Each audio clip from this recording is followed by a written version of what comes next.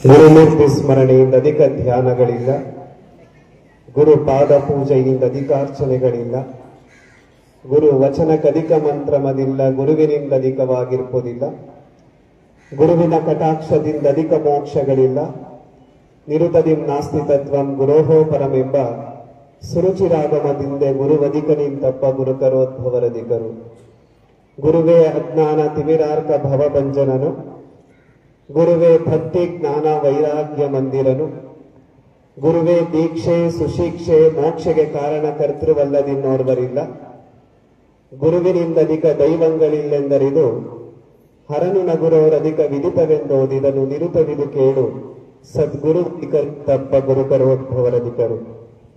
ಸಿದ್ಧಗಂಗಾ ಗುರು ಪರಂಪರೆಯನ್ನ ಭಕ್ತಿಯಿಂದ ಸ್ಮರಿಸುತ್ತ ಪ್ರಾತಸ್ಮರಣೀಯರು ಮಹಾಲಿಂಗದೊಳಗಾದ ಪರಮ ಪೂಜ್ಯ ಶ್ರೀ ಶ್ರೀ ಶಿವಕುಮಾರ ಮಹಾಶಿವಯೋಗಿಗಳವರ ಸರ್ವಾಂಗ ಲಿಂಗ ಚೇತನವನ್ನು ನೆನೆದು ಎನ್ನ ಮಾರ್ಗದರ್ಶಕರು ಮಾತೃಹೃದಯಗಳಾದ ಎನ್ನ ಪೂಜ್ಯ ಗುರುದೇವರ ಪಾದಾರವಿಂದಗಳಿಗೆ ಸಾಷ್ಟಾಂಗ ಪ್ರಣಾಮಗಳನ್ನು ಸಲ್ಲಿಸಿ, ಒಂದು ವಿಶೇಷವಾದಂಥ ಕಾರ್ಯಕ್ರಮದಲ್ಲಿ ವೇದಿಕೆ ಮೇಲೆ ಆಸೀನರಾಗಿರುವಂಥ ಇಡೀ ವಿದ್ಯಾನಿಕೇತನದ ಶಾಲೆಯ ಮುಖ್ಯಸ್ಥರು ಸಂಸ್ಥಾಪಕರು ಆಗಿರುವಂಥ ನೇಕಂಟಿ ಸೂರಿಬಾಬುರವರೇ, ಈ ಸಂಸ್ಥೆಗೆ ತಮ್ಮದೇ ಆಗಿರ್ತಕ್ಕಂಥ ದಿವ್ಯ ಮಾರ್ಗದರ್ಶನವನ್ನು ಮಾಡ್ತಾ ಇರುವಂತಹ ಚಂದ್ರಮೋಹನ್ ರವರೇ, ಸೂರಿಬಾಬುರವರ ಸುಪುತ್ರ ಆಗಿರ್ತಕ್ಕಂಥ ನರೇಶ್ ರವರೇ, ಆದರ್ಶರವರೇ, ವಿಶೇಷವಾಗಿ ಶಾಲೆಯ ಎಲ್ಲ ಬೋಧಕ ಬೋಧಕೇತರ ಸಿಬ್ಬಂದಿ ವರ್ಗದವರೇ, ನಮ್ಮ ಶ್ರೀಮಠದ ಎಲ್ಲ ಹಳೆ ವಿದ್ಯಾರ್ಥಿಗಳೇ, ಕಾರ್ಯಕ್ರಮದ ಕೇಂದ್ರ ಬಿಂದುಗಳಾಗಿರುವಂತ ಎಲ್ಲ ನೆಚ್ಚಿನ ವಿದ್ಯಾರ್ಥಿ ಮಿತ್ರರೇ, ನಿಮ್ಮೆಲ್ಲರ ಅಂತರಾತ್ಮಕ್ಕೆ ಶರಣು ಶರಣಾರ್ಥಿಗಳು. ನಾವೆಲ್ಲ ಒಂದು ವಿಶೇಷವಾದಂಥ ಅರ್ಥಪೂರ್ಣವಾದಂತಹ ಕಾರ್ಯಕ್ರಮದಲ್ಲಿ ನಾವೆಲ್ಲ ಈ ಸುಂದರ ಸಂಜೆಯಲ್ಲಿ ಆಸೀನರಾಗಿರುವಂಥದ್ದು ನಿಜಕ್ಕೂ ಸಂತೋಷವನ್ನು ಉಂಟು ಮಾಡುತ್ತೆ. ವಿಶೇಷ ಅಂದ್ರೆ ಡಿಸೆಂಬರ್ 29ನೇ ತಾರೀಕು ನಿಮ್ಮ ಶಾಲೆಗೆ ನಾನು ಬರಬೇಕಾಗಿತ್ತು. ಆದರೆ ಅನಿವಾರ್ಯ ಕಾರಣ ಮತ್ತೆ ವೈಯಕ್ತಿಕ ಕಾರಣಗಳಿಂದ ನಾನು ಆ ಸಂದರ್ಭದಲ್ಲಿ ಬರುವುದಕ್ಕೆ ಸಾಧ್ಯ ಆಗಲಿಲ್ಲ. ನಮ್ಮ ಹಳೆ ವಿದ್ಯಾರ್ಥಿಯಾಗಿರುವಂತ ಪಂಪಣ್ಣ ಮತ್ತೆ ಪಂಪನಗೌಡರು ಇಬ್ಬರು ಸೇರಿ ವಿದ್ಯಾನಿಕೇತನ ಶಾಲೆಯ ಎಲ್ಲರೂ ಸಹ ಸಿಬ್ಬಂದಿ ವರ್ಗದವರು ನಿಮ್ಮ ಆಗಮನದ ನಿರೀಕ್ಷೆಯಲ್ಲಿದ್ದಾರೆ, ಬರಲೇಬೇಕು ಅಂತಕ್ಕಂಥ ಸಾಕಷ್ಟು ಒತ್ತಾಯವನ್ನು ಮಾಡಿದ್ರು. ಸ್ವಲ್ಪ ವೈಯಕ್ತಿಕ ಕಾರಣದಿಂದ ನಾನು ನಿಮ್ಮ ಶಾಲೆಗೆ ಬರುವುದಕ್ಕೆ ಸಾಧ್ಯ ಆಗಲಿಲ್ಲ. ಆದರೆ ಅವರಿಗೆ ಒಂದು ಮಾತನ್ನ ಹೇಳಿದೆ, ಮುಂದಿನ ದಿನಗಳಲ್ಲಿ ಖಂಡಿತವಾಗಿಯೂ ಸಹ ನಾನು ಈ ಶಾಲೆಗೆ ಬರ್ತೀನಿ ಅಂತ ಒಂದು ಭರವಸೆಯನ್ನ ಕೊಟ್ಟಿದ್ದೆ. ನಾನು ಅದು ಮುಂದಿನ ದಿನಗಳಲ್ಲಿ ಖಂಡಿತವಾಗಿಯೂ ನಾನು ಬರ್ತೀನಿ ಅಂತಕ್ಕಂಥ ಮಾತನ್ನ ಹೇಳಿದ್ದೆ. ಆದರೆ ಆ ದಿನಗಳು ಇಷ್ಟು ಬೇಗ ಬರ್ತವೆ ಅಂತ ನಾನು ಸಹ ಊಹೆನು ಮಾಡಿಸಲು ಸಾಧ್ಯ ಆಗಿರಲಿಲ್ಲ. ಯಾಕಂದ್ರೆ ಇನ್ನು 1 ತಿಂಗಳಾಗಿಲ್ಲ, ಆಗಲೇ ನಿಮ್ಮ ಶಾಲೆಗೆ ಬರುವಂತಹ ಒಂದು ಪರಿಸ್ಥಿತಿನೂ ಸಹ ನಿರ್ಮಾಣ ಆಗಿರುವಂಥದ್ದು ನಿಜಕ್ಕೂ ಅದು ಸಂತೋಷವನ್ನು ಉಂಟು ಮಾಡ್ತಾ ಇದೆ. ನಮ್ಮ ಶ್ರೀಮಠದಲ್ಲಿ ಸಾವಿರಾರು ವಿದ್ಯಾರ್ಥಿಗಳು ವಿದ್ಯಾರ್ಜನೆಯನ್ನ ಮಾಡಿದ್ದಾರೆ. ಈಗಲೂ ಸಹ ನಿರಂತರವಾಗಿ ಬಹುತೇಕ ಉತ್ತರ ಕರ್ನಾಟಕದ ಮಂದಿಯ ವಿದ್ಯಾರ್ಥಿಗಳೇ ಬಹುಸಂಖ್ಯೆಯಲ್ಲಿ ನಮ್ಮ ಶ್ರೀಮಠದಲ್ಲಿ ಅಧ್ಯಯನ ಮಾಡ್ತಾ ಇರುವಂತಹದ್ದು. ನಮ್ಮ ಶ್ರೀಮಠದಲ್ಲಿರುವಂತಹ ವಿದ್ಯಾರ್ಥಿಗಳು ನಮ್ಮ ಮಠದ ವಿದ್ಯಾರ್ಥಿಗಳು, ಅದರ ಜೊತೆಗೆ ನಾಡಿನ ಯಾವುದೇ ಶಾಲಾ ಕಾಲೇಜುಗಳಲ್ಲಿ ಅಧ್ಯಯನ ಮಾಡ್ತಿರುವಂತಹ ವಿದ್ಯಾರ್ಥಿಗಳು ಸಹ ನಮ್ಮ ಭಾವನೆ ಏನು ಅಂದ್ರೆ ಅವರೆಲ್ಲರೂ ಸಹ ನಮ್ಮ ಮಠದ ವಿದ್ಯಾರ್ಥಿಗಳು ಅಂತಾರೆ. ಅಲ್ಲಿ ಕಲಿತಾ ಇರುವಂತಹ ಶಿಕ್ಷಣವೂ ಒಂದೇ, ನಿಮಗೆ ನೀಡ್ತಾ ಇರುವಂತಹ ಶಿಕ್ಷಣನೂ ಸಹ ಒಂದೇ ಆಗಿರುವಂತಹದ್ದು. ಹಾಗಾಗಿ ನೀವೆಲ್ಲರೂ ಸಹ ನಮ್ಮ ವಿದ್ಯಾರ್ಥಿಗಳು, ನಮ್ಮ ಮನೆಯ ಮಕ್ಕಳು ಅಂತಾನೆ ನಾನು ಭಾವನೆಯನ್ನು ಇಟ್ಕೊಂಡು ಒಂದಷ್ಟು ಚಿಂತನೆಯನ್ನ ಮಾಡಬೇಕು ಅಂತಕ್ಕಂಥ ಮನಸ್ಥಿತಿಯನ್ನು ಇಟ್ಕೊಂಡು ಇಲ್ಲಿ ಬಂದಿರುವಂತಹದ್ದು. ನಮ್ಮ ಶ್ರೀಮಠದ ಹಳೆ ವಿದ್ಯಾರ್ಥಿಗಳೆಲ್ಲ ಬಹಳ ಒತ್ತಾಸೆ ಮೇರೆಗೆ ಈ ಭಾಗಕ್ಕೆ ಬಂದಾಗ ಒಂದಷ್ಟು ಶಿಕ್ಷಣದ ಅವಶ್ಯಕತೆ ಇದೆ ಅಂತಕ್ಕಂಥ ಮಾತನ್ನ ವ್ಯಕ್ತಪಡಿಸಿದ್ರು. ನಮಗೆ ಒಂದು ಅರಿವನ್ನ ಮೂಡುವಂತಹ ಯಾತ್ರೆ ಆಗಬೇಕು ಅಂತ ಅವರೆಲ್ಲ ಸಂಕಲ್ಪ ಮಾಡಿ ಏನ್ ಮಾಡಿದ್ದಾರೆ ಅಂದ್ರೆ ಈ ಭಾಗಕ್ಕೆ ಬಂದಾಗ ಒಂದು ಅರಿವಿನ ಯಾತ್ರೆ ಮಾಡಿಸ್ಬೇಕು ಅಂತಕ್ಕಂಥ ಒಂದು ದೂರ ದೃಷ್ಟಿಕೋನವನ್ನ ಇಟ್ಕೊಂಡು ಬಂದಿರುವಂತಹದ್ದು. ಅರಿವಿನ ಯಾತ್ರೆ ಅವರು ಬಹುದಿನದ ಸಂಕಲ್ಪ ಯಾತ್ರೆ ಇದು. ಈ ಭಾಗಕ್ಕೆ ಏನಾದ್ರೂ ಒಂದಷ್ಟು ಅರಿವನ್ನ ನೀಡುವಂತ ಕೆಲಸ ಆಗಬೇಕು. ಅದು ತಮ್ಮಿಂದಲೂ ಸಹ ಆಗಬೇಕು. ಯಾಕಂದ್ರೆ ಈ ಭಾಗದಲ್ಲಿ ಸಾಕಷ್ಟು ಪೂಜ್ಯರು ನಿಮ್ಗೆಲ್ಲ ಅರಿವಿನ ಯಾತ್ರೆಯನ್ನ ಮಾಡಿಸ್ತಾ ಇದ್ದಾರೆ. ನಮ್ಮಿಂದಲೂ ಸಹ ಒಂದಷ್ಟು ಅಳಿಲು ಸೇವೆ ಆಗಬೇಕು ಅಂತಕ್ಕಂಥ ಆಶಯವನ್ನ ಇಟ್ಕೊಂಡು ಎಲ್ಲ ವಿದ್ಯಾರ್ಥಿಗಳು ಆಯೋಜನೆ ಮಾಡಿದ್ರು. ಅದು ಪ್ರಪ್ರಥಮ ಅರಿವಿನ ಯಾತ್ರೆ ನಿಮ್ಮ ಶಾಲೆಯಿಂದಲೇ ಪ್ರಾರಂಭ ಆಗ್ತಾ ಇರುವಂತದ್ದು ನಿಜಕ್ಕೂ ಸಂತೋಷವನ್ನು ಉಂಟು ಮಾಡ್ತಾ ಇದೆ.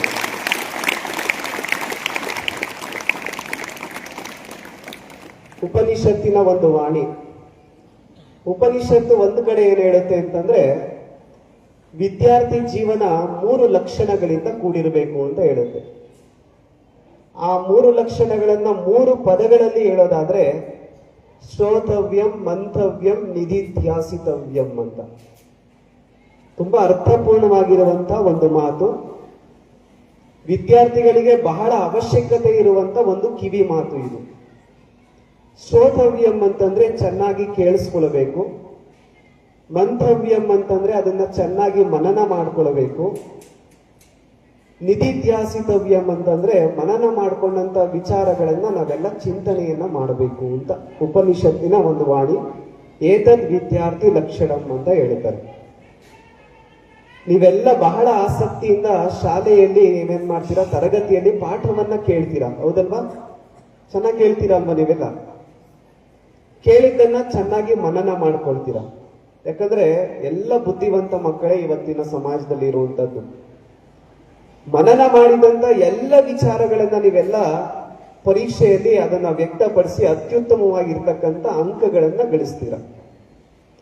ಇದು ಸರ್ವೇ ಸಾಮಾನ್ಯವಾಗಿ ಎಲ್ಲ ವಿದ್ಯಾರ್ಥಿಗಳು ಮಾಡುವಂತಹ ಕೆಲಸ ಕಾರ್ಯಗಳಿದು. ಪಾಠವನ್ನ ಚೆನ್ನಾಗಿ ಕೇಳ್ತೀರಾ, ಕೇಳಿದ್ದನ್ನ ಮನನ ಮಾಡ್ಕೊಳ್ತೀರಾ, ಮನನ ಮಾಡಿದ್ದನ್ನ ಪರೀಕ್ಷೆಯಲ್ಲಿ ನೀವು ಅತ್ಯುತ್ತಮವಾಗಿ ಪರ್ಫಾರ್ಮೆನ್ಸ್ ಮಾಡ್ತೀರಾ, ಒಳ್ಳೆ ಅಂಕಗಳನ್ನ ಗಳಿಸಿ ನೀವು ಅತ್ಯುತ್ತಮ ಶ್ರೇಣಿಯಲ್ಲಿ ಪಾಸನ್ನು ಆಗ್ತೀರಾ. ಆದ್ರೆ ಮುಂದಿನದು ಒಂದು ವಿಚಾರವನ್ನ ನೀವೆಲ್ಲ ಮರ್ತಿರ್ತೀರಾ, ನಿಧಿಧ್ಯಾಸಿತವ್ಯಂ ಅಂತ. ಬಹುತೇಕ ವಿದ್ಯಾರ್ಥಿಗಳಲ್ಲಿರುವಂತ ಒಂದು ದೊಡ್ಡ ಕೊರತೆ ಅಂದ್ರೆ ನಾವು ಚಿಂತನೆಯನ್ನ ಮಾಡೋದಿಲ್ಲ. ಕಲಿತಂತ ಶಿಕ್ಷಣ ನಮ್ಮ ಬದುಕಿಗೆ ಯಾವ ರೀತಿಯಾಗಿ ಅಳವಡಿಸ್ಕೊಳ್ಬೇಕು ಅಂತ ಚಿಂತನೆಯೇ ಇಲ್ಲದೆ ಇರೋದ್ರಿಂದಲೇ ಅದು ಮೌಲ್ಯಯುತವಾಗಿರ್ತಕ್ಕಂಥ ಶಿಕ್ಷಣ ಆಗಕ್ ಸಾಧ್ಯ ಆಗ್ತಾ ಇಲ್ಲ. ಇವತ್ತು ನಮ್ಗೆ ಇವತ್ತು ಅಕ್ಷರದ ಜ್ಞಾನ ಅವಶ್ಯಕತೆ ಇಲ್ಲ. ನಮ್ಗೆ ಅರಿವಿನ ಜ್ಞಾನದ ಅವಶ್ಯಕತೆ ಇದೆ ಇವತ್ತು. ನಮ್ಗೆ ಜಾಣ್ಮೆಯ ಶಿಕ್ಷಣ ಅವಶ್ಯಕತೆ ಇಲ್ಲ ಇವತ್ತು. ನಮ್ಗೆ ವಿವೇಕದ ಶಿಕ್ಷಣ ಅವಶ್ಯಕತೆ ಇದೆ ಇವತ್ತು. ಅಂತಹ ಒಂದು ಅರಿವಿನ ಶಿಕ್ಷಣ ಬರಬೇಕು, ವಿವೇಕದ ಶಿಕ್ಷಣ ಬರಬೇಕು ಅಂತಂದ್ರೆ ನಮ್ಮಲ್ಲಿ ಒಂದು ಅರಿವು ಉಂಟಾಗಬೇಕು. ಅರಿವು ಉಂಟಾಗಬೇಕು ಅಂದ್ರೆ ಒಂದಷ್ಟು ಚಿಂತನೆಯನ್ನ ಮಾಡಬೇಕು ಅಂತಕ್ಕಂಥದ್ದು. ಏನು ಚಿಂತನೆ ಮಾಡಬೇಕು ಈ ವಿದ್ಯಾರ್ಥಿ ಜೀವನದಲ್ಲಿ? ನಾವೆಲ್ಲ ಚಿಂತನೆಯನ್ನ ಮಾಡ್ತೀವಿ. ಏನ್ ಚಿಂತನೆ ಮಾಡ್ತೀವಿ ಅಂದ್ರೆ, ಒಂದು ಒಳ್ಳೆ ಉದ್ಯೋಗವನ್ನ ಸಂಪಾದನೆ ಮಾಡಬೇಕು, ಕೈ ತುಂಬ ಹಣವನ್ನ ಗಳಿಸಬೇಕು. ಬಹುತೇಕ ನಮ್ಮ ವಿದ್ಯಾರ್ಥಿಗಳಲ್ಲಿರುವಂತ ಮನಸ್ಥಿತಿ, ಬಹುತೇಕ ಅಂದ್ರೆ ಯೂನಿವರ್ಸಲ್ ಸ್ಟೇಟ್ಮೆಂಟ್ ಇದು, ಬಹುತೇಕ ನಮ್ಮ ವಿದ್ಯಾರ್ಥಿಗಳ ಒಂದು ಮನಸ್ಥಿತಿ ಅಂದ್ರೆ, ನಮ್ಮಲ್ಲಿ ಹಣ ಬಂದ್ರೆ ಮೊದಲು ಈಗ 17 Pro Max ಐಫೋನ್ ಬಂದಿದೆ ಈಗ, ಹೌದಲ್ವಾ? ನನ್ನ ಹತ್ರ ಇಲ್ಲ, ನಿಮ್ಮ ಹತ್ರ ಇರ್ಬೋದು. ಒಂದು ಒಳ್ಳೆ ಮೊಬೈಲ್ ಅನ್ನ ಖರೀದಿ ಮಾಡಬೇಕು ಅಂತ ಒಂದು ಮಹದಾಸೆ ನಮ್ಮ ಹುಡುಗರಿಗೆ. ಅದಾದ್ಮೇಲೆ ಒಂದು ಸೂಪರ್ ಬೈಕ್ ಅನ್ನ ಕೊಂಡ್ಕೊಳ್ಬೇಕು ಅಂತ ಆಸೆ ಇದೆ. ಯಾರಿಗಿಲ್ಲ ಹೇಳಿ? ಈಗ ಕೈ ಎತ್ತಬಹುದು. ಎಲ್ಲ ಒಂದ್ ಕಡೆ ನಮ್ಮ ಮನಸ್ಥಿತಿ ಇದೆ, ಒಂದು ಒಳ್ಳೆ ಮೊಬೈಲ್ ಅನ್ನ ತೆಗೆದುಕೊಳ್ಬೇಕು, ಒಂದು ಒಳ್ಳೆ ಸೂಪರ್ ಬೈಕ್ ಅನ್ನ ತೆಗೆದುಕೊಳ್ಬೇಕು, ಒಂದು ಒಳ್ಳೆ ಕಾರನ್ನ ತೆಗೆದುಕೊಳ್ಬೇಕು, ಒಂದು ಒಳ್ಳೆ ಬಂಗಲೆಯನ್ನ ಗಳಿಸ್ಬೇಕು, ನನ್ನದೇ ಆಗಿರ್ತಕ್ಕಂಥ ಒಂದು ಲೈಫ್ ಸ್ಟೈಲ್ ಇರಬೇಕು ಅಂತಕ್ಕಂಥದ್ದು ಎಲ್ಲ ವಿದ್ಯಾರ್ಥಿಗಳ ಒಂದು ಮನಸ್ಥಿತಿ ಇದು. ಆದ್ರೆ ಮಕ್ಕಳೇ, ಒಂದು ವಿಚಾರವನ್ನು ನಾವೆಲ್ಲ ಗ್ರಹಿಸ್ಕೊಳ್ಬೇಕು. ಏನು ಅಂದ್ರೆ, ಇದು ಸಾಮಾನ್ಯ ವಿದ್ಯಾರ್ಥಿಗಳ ಲಕ್ಷಣ. ಇದು ಅಸಾಮಾನ್ಯ ವಿದ್ಯಾರ್ಥಿಯ ಲಕ್ಷಣ ಏನು ಅಂತಂದ್ರೆ, ಅವನು ಯಾವಾಗ್ಲೂ ರಾಷ್ಟ್ರ ಚಿಂತನೆಯನ್ನ ಮಾಡ್ತಾ ಇರ್ತಾನೆ. ಅದು ನಮ್ಮ ಬದುಕಿನ ಮೂಲ ಉದ್ದೇಶ ಆಗಬೇಕು, ನಮ್ಮ ಧ್ಯೇಯೋದ್ದೇಶ ಆಗಬೇಕು. ನಮ್ಗೆ ಏನು ಚಿಂತನೆಯನ್ನ ಮಾಡಬೇಕು? ರಾಷ್ಟ್ರ ಚಿಂತನೆ ಅಂದ್ರೆ ಏನು? ಅದರ ಅವಶ್ಯಕತೆ ಏನಿದೆ? ಇವತ್ತು ಜಗತ್ತಿನಲ್ಲಿ ಭಾರತಕ್ಕೆ ತನ್ನದೇ ಆಗಿರ್ತಕ್ಕಂಥ ಮಹತ್ತರವಾಗಿರುವಂತ ಸ್ಥಾನ ಇದೆ. ಯಾವ ಕಾರಣದಿಂದ ಮಹತ್ತರವಾದಂತ ಸ್ಥಾನ ಇದೆ? ನಮ್ಮಲ್ಲಿರುವಂತಹ ಭೌಗೋಳಿಕ ಪ್ರದೇಶದಿಂದ ಮಹತ್ತರವಾಗಿರುವಂತಹ ಸ್ಥಾನ ಇಲ್ಲ. ನಮ್ಮಲ್ಲಿರುವಂತಹ ಅಪಾರವಾಗಿರುವಂತಹ ಸಂಪತ್ತಿನಿಂದ ನಮಗೆ ಮಹತ್ತರವಾಗಿರುವಂತಹ ಸ್ಥಾನಮಾನ ಇಲ್ಲ. ನಮ್ಮಲ್ಲಿರುವಂತಹ ಜನಸಂಖ್ಯೆಯ ಕಾರಣದಿಂದ ಮಹತ್ತರವಾಗಿರುವಂತಹ ಸ್ಥಾನಮಾನ ಇಲ್ಲ. ಮತ್ತೆ ಮಹತ್ತರವಾಗಿರುವಂತಹ ಸ್ಥಾನಮಾನ ಯಾಕಿದೆ ಅಂತಂದ್ರೆ, ಸ್ವಾಮಿ ವಿವೇಕಾನಂದರು ಒಂದು ಮಾತನ್ನ ಹೇಳ್ತಾ ಇದ್ರು. ಎಷ್ಟೋ ಸಂದರ್ಭದಲ್ಲಿ ನಮ್ಮ ಪರಮ ಪೂಜ್ಯ ಶಿವಕುಮಾರ ಮಹಾಶಿವಯೋಗಿಗಳವರು ಈ ಮಾತನ್ನೇ ಸದಾಕಾಲ ಉಚ್ಚಾರಣೆ ಮಾಡ್ತಾ ಇದ್ರು. ಆ ಮಾತು ಯಾವುದು ಅಂದ್ರೆ, ಇಡೀ ಜಗತ್ತಿನಲ್ಲಿ ನಾಗರಿಕತೆಗಳು ಅಂತಕ್ಕಂಥದ್ದು ಪ್ರಾರಂಭ ಆಗುವುದಕ್ಕಿಂತ ಮುಂಚೆನೆ ನಮ್ಮ ದೇಶದಲ್ಲಿ ನಾಗರಿಕತೆ ಉದಯ ಆಗಿ ಅಲ್ಲಲ್ಲಿ ಜ್ಞಾನ ಮತ್ತೆ ಸಂಸ್ಕೃತಿಯ ಬೆಳಕನ್ನು ನೀಡುವಂತ ಕೆಲಸವನ್ನ ಮಾಡ್ತಾ ಇತ್ತು.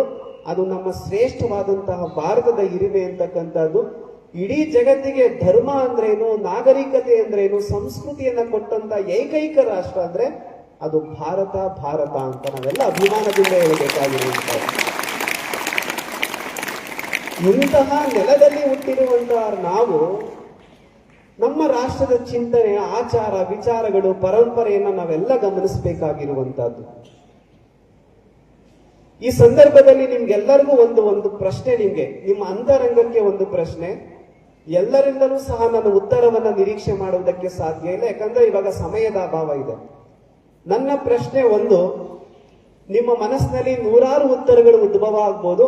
ಆ ಉತ್ತರಕ್ಕೆಲ್ಲ ನನ್ನದು ಒಂದು ಉತ್ತರ ಇದೆ, ಅದನ್ನ ನೀವೆಲ್ಲ ತಾಳೆ ಮಾಡ್ಕೊಂತೀರಾ? ಈಗ ಒಂದು ಪ್ರಶ್ನೆ ಕೇಳ್ಬೋದಾ? ಈಗ ನಾವು ಜೀವನದಲ್ಲಿ ನೆಮ್ಮದಿಯಾಗಿ ಬದುಕಬೇಕು ಅಂದ್ರೆ ನಮ್ಗೆ ಬೇಕಾಗಿರುವಂತ ಮೂಲಭೂತ ಅವಶ್ಯಕತೆಗಳು ಯಾವುವು ಅಂತ ನಿಮ್ಮ ಮನಸ್ಸಿನಲ್ಲೇ ಪ್ರಶ್ನೆ, ನಿಮ್ಮ ಮನಸ್ಸಿನಲ್ಲೇ ಉತ್ತರ ಹಾಗೆ ಇರಲಿ. ಈಗೆಲ್ಲ ಏನ್ ಮಾಡ್ಬೇಕನ್ನ ಕರೆಕ್ಷನ್ ಮಾಡ್ಕೊಳ್ಬೇಕು. ಪ್ರಶ್ನೆ ಅರ್ಥ ಆಗಿದೆ ಅಲ್ವಾ? ನಮ್ಗೆ ಮೂಲಭೂತ ಅವಶ್ಯಕತೆಗಳು ಬೇಕು. ಪ್ರತಿನಿತ್ಯ ನಮ್ಗೆ ಒಂದಷ್ಟು ಬದುಕಕ್ಕೆ ಒಂದಷ್ಟು ಅವಶ್ಯಕತೆಗಳಿದಾವೆ. ಆ ಮೂಲಭೂತ ಅವಶ್ಯಕತೆಗಳು ಯಾವ್ಯಾವು ಅಂತಂದ್ರೆ ನೋಡಿ, ನಿಮ್ಮ ಮನಸ್ಸಿನಲ್ಲಿ ಈ ಉತ್ತರ ಸಿದ್ಧ ಆಗಿರ್ಬೋದು. ಪರಿಶುದ್ಧವಾದಂತ ಗಾಳಿ ಬೇಕು ತಾನೆ? ಪರಿಶುದ್ಧವಾದಂತ ಗಾಳಿಯ ಜೊತೆಗೆ ನಮ್ಗೆ ಒಳ್ಳೆ ಶುದ್ಧವಾಗಿರುವಂತಹ ನೀರು ಬೇಕು. ಎರಡನೇ ಮೂಲಭೂತ ಅವಶ್ಯಕತೆ ಅದು. ಮೂರನೇದು ಯಾವುದು ಅಂತಂದ್ರೆ ಸತ್ವಯುತವಾಗಿರುವಂತಹ ಆಹಾರ ಬೇಕು. ನಾಲ್ಕದು ಯಾವುದು ಅಂತಂದ್ರೆ ಒಂದು ವಸತಿ ಬೇಕು ಅಂತಕ್ಕಂಥದ್ದು. ವಸತಿ ಇಲ್ಲದೆ ಇರುವಂತ ನಾಗರಿಕತೆನೇ ಇತ್ತು ಅಂತ ನಿಮ್ಗೆಲ್ಲ ಗೊತ್ತಿದೆ. ಅದು ಆ ಒಂದು ಶಿಲಾಯುಗ ಅಂತಕ್ಕಂಥದ್ದು. ಅಂದ್ರೆ ಬಹಳ ಪ್ರಮುಖವಾಗಿ ಈ ಮೂರು ಇದ್ದಾಗ ಮಾತ್ರ ಒಬ್ಬ ಮನುಷ್ಯ ನೆಮ್ಮದಿಯಿಂದ ಬದುಕುವುದಕ್ಕೆ ಮಾತ್ರ ಸಾಧ್ಯ ಆಗಿರುವಂತದ್ದು. ಆದ್ರೆ ಇವತ್ತು ಆಧುನಿಕ ಜಗತ್ತು, ಇದು ವಿಜ್ಞಾನ ಯುಗ, ತಂತ್ರಜ್ಞಾನ, ಎಲ್ಲ AI ಟೆಕ್ನಾಲಜಿಯನ್ನ ಬಳಸ್ತಾ ಇದೀವಿ ನಾವು. ಇಂಥ ಯುಗದಲ್ಲಿ ಕೇವಲ ಗಾಳಿ, ಶುದ್ಧವಾದಂತ ನೀರು, ಆಹಾರ ಇದ್ರೆ ನೆಮ್ಮದಿಯಿಂದ ಬದುಕುವುದಕ್ಕೆ ಸಾಧ್ಯನಾ? ಈ ಪ್ರಶ್ನೆ ಹಾಕೊಂಡಾಗ ಇದ್ರ ಜೊತೆಗೆ ಇನ್ನ ಮತ್ತೆರಡು ಮೂಲಭೂತ ಅವಶ್ಯಕತೆಗಳು ನಮ್ಗೆ ಬೇಕು ಅಂತ ಅನಿಸುತ್ತೆ. ಆ ಎರಡು ಮೂಲಭೂತ ಅವಶ್ಯಕತೆಗಳು ಯಾವ್ಯಾವುದು ಅಂದ್ರೆ, ಒಂದು ಅತ್ಯುತ್ತಮವಾಗಿರುವಂತ ಆರೋಗ್ಯ ಸೇವೆ ಬೇಕು. ಬಹಳ ಮುಖ್ಯವಾಗಿ ನಮ್ಗೆ ಬೇಕಾಗಿರುವಂತಹದ್ದು ಗುಣಮಟ್ಟದ ಶಿಕ್ಷಣ ಬೇಕು ಅಂತಕ್ಕಂಥದ್ದು. ಈ 5 ಮೂಲಭೂತ ಅವಶ್ಯಕತೆಗಳು ನಮ್ಮ ಬದುಕಿಗೆ ಸಿಕ್ಕಾಗ ಒಂದಷ್ಟು ನೆಮ್ಮದಿಯ ಬದುಕನ್ನ ನಾವು ತಾಳುವುದಕ್ಕೆ ಮಾತ್ರ ಸಾಧ್ಯ ಆಗಿರುವಂತದ್ದು. ಯಾಕಂದ್ರೆ ಒಳ್ಳೆ ಆರೋಗ್ಯ ಸೇವೆಯನ್ನ ಕೊಡಬೇಕು ಅಂತಂದ್ರೆ, ಪರಿಶುದ್ಧವಾದಂತ ಗಾಳಿಯನ್ನ, ನೀರನ್ನ, ಆಹಾರವನ್ನ ಉತ್ಪತ್ತಿ ಮಾಡಬೇಕು, ಗಾಳಿಯನ್ನ ಕಾಪಾಡಿಕೊಳ್ಬೇಕು ಅಂತಂದ್ರೆ ಒಂದಷ್ಟು ಅರಿವಿನ ಅವಶ್ಯಕತೆ ಇದೆ. ಅದು ಶಿಕ್ಷಣ ಅಂತಕ್ಕಂಥದ್ದು. ಜ್ಞಾನದ ಅವಶ್ಯಕತೆ ಇದೆ. ಅದಕ್ಕೆ ಅಲ್ಲಮ್ಮ ಪ್ರಭುಗಳು ಒಂದು ಮಾತನ್ನು ಹೇಳಿದ್ರು, ನಿನ್ನೊಡವೆ ಎಂಬುದು ಜ್ಞಾನ ರತ್ನ ಅಂತಕ್ಕಂಥದ್ದು. ಇವತ್ತು ನಮ್ಮ ಮೈ ಮೇಲೆ ಸಾಕಷ್ಟು ಭೌತಿಕವಾಗಿರುವಂತ ಒಡವೆಗಳಿರ್ಬೋದು, ಆದ್ರೆ ನಮ್ಗೆ ಭೂಷಣ ಪ್ರಾಯವಾಗಿರುವಂತ ಒಂದು ಒಡವೆ ಅಂದ್ರೆ ಅದು ಜ್ಞಾನ ಅಂತಕ್ಕಂಥದ್ದು. ಆ ಜ್ಞಾನ ಯಾವುದರಿಂದ ಸಿಗುತ್ತೆ ಅಂದ್ರೆ ಮೌಲ್ಯಾಧಾರಿತವಾಗಿರ್ತಕ್ಕಂಥ ಶಿಕ್ಷಣದಿಂದ ಮಾತ್ರ ಸಿಗ್ತಕ್ಕಂಥದ್ದು. ನಮ್ಮ ಬದುಕಿಗೆ ಈ ಶಿಕ್ಷಣದ ಬಹಳ ಅವಶ್ಯಕತೆ ಇದೆ. ಈ ಭೂಮಿಗೆ ಬಂದಾಗ ನಾವು ಒಂದಷ್ಟು ಅವಸ್ಥೆಗಳನ್ನ ದಾಟ್ಕೊಂಡು ಹೋಗ್ತೀವಿ. ನಾವೆಲ್ಲ ಶೈಶವಾವಸ್ಥೆ, ಪುಟ್ಟ ಮಕ್ಕಳಾಗಿರ್ತೀವಿ, ನಡೆಯುವಂತ ಮಕ್ಕಳಾಗ್ತೀವಿ, ಬಾಲ್ಯಾವಸ್ಥೆಯನ್ನ ದಾಟ್ಕೊಂಡು ಹೋಗ್ತೀವಿ, ಪ್ರೌಢಾವಸ್ಥೆ ಬರುತ್ತೆ, ಆಮೇಲೆ ಯೌವನಾವಸ್ಥೆ ಬರುತ್ತೆ, ವಾರ್ಧಕ್ಯ ಬರುತ್ತೆ, ಮುಪ್ಪು ಅಂತಕ್ಕಂಥದ್ದು. ಈ ಎಲ್ಲ ಅವಸ್ಥೆಗಳನ್ನ ದಾಟ್ಕೊಂಡು ಹೋಗ್ಬೇಕಾದ್ರೆ ಒಂದಷ್ಟು ನಮ್ಮ ಬದುಕಿನಲ್ಲಿ ಬೆಳವಣಿಗೆಗಳಾಗ್ತವೆ. ಆ ಬೆಳವಣಿಗೆಗಳನ್ನ ನಮ್ಮ ಬದುಕಿನ ಶ್ರೇಯಸ್ಸಿನ ಮೆಟ್ಟಲುಗಳು ಅಂತಾನೆ ನಾವು ಭಾವಿಸ್ತೇವೆ. ಈಗೆಲ್ಲ ನೀವೆಲ್ಲ ಪ್ರೌಢಾವಸ್ಥೆ, ಬಾಲ್ಯ ಮತ್ತೆ ಪ್ರೌಢಾವಸ್ಥೆಯಲ್ಲಿರುವಂತ ಮಕ್ಕಳು, ಈ ಸಂದರ್ಭದಲ್ಲಿ ನೀವೆಲ್ಲ ಏನ್ ಮಾಡ್ತೀರಾ ಅಂದ್ರೆ ಒಳ್ಳೆ ಶಿಕ್ಷಣವನ್ನ ಪಡ್ಕೊಂತೀರಾ. ಪಡ್ಕೊಂಡಾದ್ಮೇಲೆ ಯೌವನಾವಸ್ಥೆಗೆ ಹೋದಾಗ ಒಂದಷ್ಟು ಏನ್ ಮಾಡ್ತೀವ, ಭದ್ರತೆಗೆ, ಜೀವನದ ಭದ್ರತೆಗೆ ಒಂದಷ್ಟು ಉದ್ಯೋಗ ಸಂಪಾದನೆ ಮಾಡ್ತೀರಾ. ಆಮೇಲೆ ವೈವಾಹಿಕ ಜೀವನ ಪ್ರಾಪ್ತಿಯಾಗುತ್ತೆ, ನಿಮ್ಮದೇ ಆಗಿರ್ತಕ್ಕಂಥ ಸಂತತಿ ಬರುತ್ತೆ. ಆ ಸಂತತಿಯ ಬದುಕಿಗೆ ಒಂದಷ್ಟು ಭದ್ರತೆಯನ್ನು ಕೊಡುವಂತ ಒಂದು ಗುರುತರ ಸಾಮಾಜಿಕ ಜವಾಬ್ದಾರಿನೂ ಸಹ ನಿಮ್ದಾಗಿರುತ್ತೆ. ಅವ್ರಿಗೊಂದು ಸ್ವಲ್ಪ ಸಂಸ್ಕಾರದ ಅವಶ್ಯಕತೆ ಇದೆ. ಇವೆಲ್ಲ ನಿಮ್ಮ ಬದುಕಿನ ಒಂದು ಸಾರ್ಥಕ ಮೆಟ್ಟಿಲುಗಳು ಅಂತಾನೆ ನಾವೆಲ್ಲ ಭಾವಿಸ್ಬೇಕು. ನಿಮ್ಮ ಯೌವನಾವಸ್ಥೆಯಲ್ಲಿರುವಂತಹ ನಿಮ್ಮ ಜೀವನದ ವೈವಾಹಿಕ ಜೀವನ ನೆಮ್ಮದಿಯಾಗಿರ್ಬೇಕು, ಒಳ್ಳೆ ಉದ್ಯೋಗ ಸಿಗಬೇಕು, ನಿಮ್ಮ ಸಂತತಿ ಸುಖವಾಗಿರ್ಬೇಕು, ಕೊನೆ ಅಂತ್ಯಕಾಲಕ್ಕೆ ನಿಮ್ಮ ಜೀವನ ನೆಮ್ಮದಿಯಾಗಿರ್ಬೇಕು ಅಂತಂದ್ರೆ ಅದಕ್ಕೆಲ್ಲ ಭದ್ರ ಬುನಾದಿ ಯಾವ್ದಾಗ್ಬೇಕು ಅಂದ್ರೆ ಶಿಕ್ಷಣ ಅಂತಕ್ಕಂಥದ್ದು ಮಾತ್ರ ಸಾಧ್ಯವಾಗಿರುವಂತದ್ದು. ಒಳ್ಳೆ ಶಿಕ್ಷಣವನ್ನ ನೀವು ಪಡ್ಕೊಂಡ್ರೆ ಮುಂದಿನ ಜೀವನ ಎಲ್ಲ ಏನಾಗಿರುತ್ತದು, ಸುಖಕರವಾಗಿರುತ್ತೆ.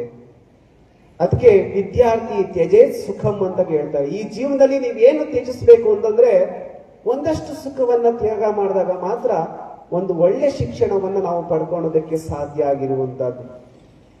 ಆ ನಿಟ್ಟಿನಲ್ಲಿ ನಾವೆಲ್ಲ ಯೋಚನೆ ಮಾಡಬೇಕಾಗಿರುವಂತಹದ್ದು. ಅದಕ್ಕೆ ಒಂದ್ ಕಡೆ ಹೇಳ್ತಾರೆ, education is a powerful weapon ಅಂತಕ್ಕಂಥ ಮಾತನ್ನ ಹೇಳ್ತಾರೆ. ಯಾಕೆ ಪವರ್ಫುಲ್ ವೆಪನ್? ಅದು it shapes the character, calibre and future of an individual ಅಂತ. ಅಂದ್ರೆ ಒಬ್ಬ ವ್ಯಕ್ತಿಯ ಚಾರಿತ್ರ್ಯ ನಿರ್ಮಾಣದಲ್ಲಿ ಮತ್ತೆ ಅವನ ಸಾಮರ್ಥ್ಯವನ್ನು ಹೆಚ್ಚಿಸುವುದರಲ್ಲಿ, ಅವನ ಉತ್ತಮವಾಗಿರ್ತಕ್ಕಂಥ ಭವಿಷ್ಯವನ್ನ ರೂಪಿಸುವುದರಲ್ಲಿ ಶಿಕ್ಷಣ ಅಂತಕ್ಕಂಥದ್ದು ಅತ್ಯಂತ ಹೆಚ್ಚಿನದಾಗಿರ್ತಕ್ಕಂಥ ಮಹತ್ವದ ಪಾತ್ರವನ್ನು ವಹಿಸ್ತಕ್ಕಂಥದ್ದು.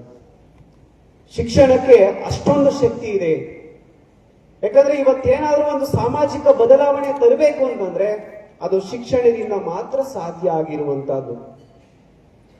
ಈ ಸಂದರ್ಭದಲ್ಲಿ ನೀವೆಲ್ಲ ದಿನಪತ್ರಿಕೆಯನ್ನ ಓದ್ತೀರಾ ಅಂತ ನಾನು ಭಾವಿಸ್ಕೊಂಡಿದ್ದೇನೆ. ಅದಂದ್ರೆ ಏನು ಅಂತ ಕೆಲವರು ಕೇಳುವಂತ ಪ್ರಶ್ನೆನೂ ಇದೆ ಇವತ್ತು. ಬಹುತೇಕ ನಮ್ಮ ವಿದ್ಯಾರ್ಥಿಗಳಿಗೆ ಇದು ವಾಸ್ತವವಾಗಿ ನಾವೆಲ್ಲ ಒಪ್ಕೊಳ್ಬೇಕಾಗಿರುವಂತ ಸಂಗತಿ, ಹೌದಲ್ವಾ?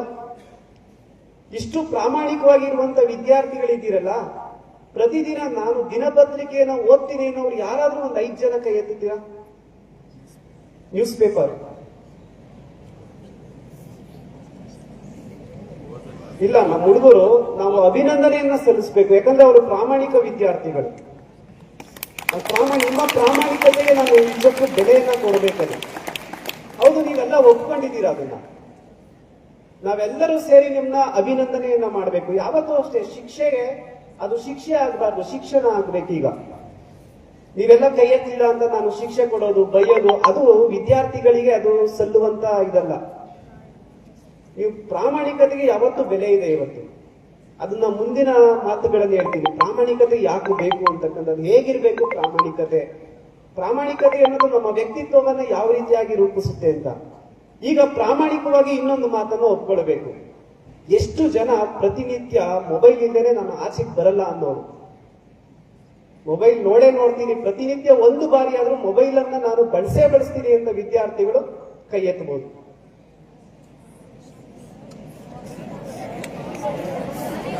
ಆ ಕಡೆ ಈ ಕಡೆ ನೋಡಿ ಕೈ ಎತ್ತಂತದಲ್ಲ, ನಾನು ಹೇಳಿದ್ದೀನಿ, ಪ್ರಾಮಾಣಿಕವಾಗಿ ಒಪ್ಕೊಳ್ಬೇಕು. ಕೈ ಇಳಿಸಿ. ನಿಮ್ಮ ಪ್ರಾಮಾಣಿಕಗೆ ಒಂದು ಜೋರು ಚಪ್ಪಾಳೆ ಬರಲಿ.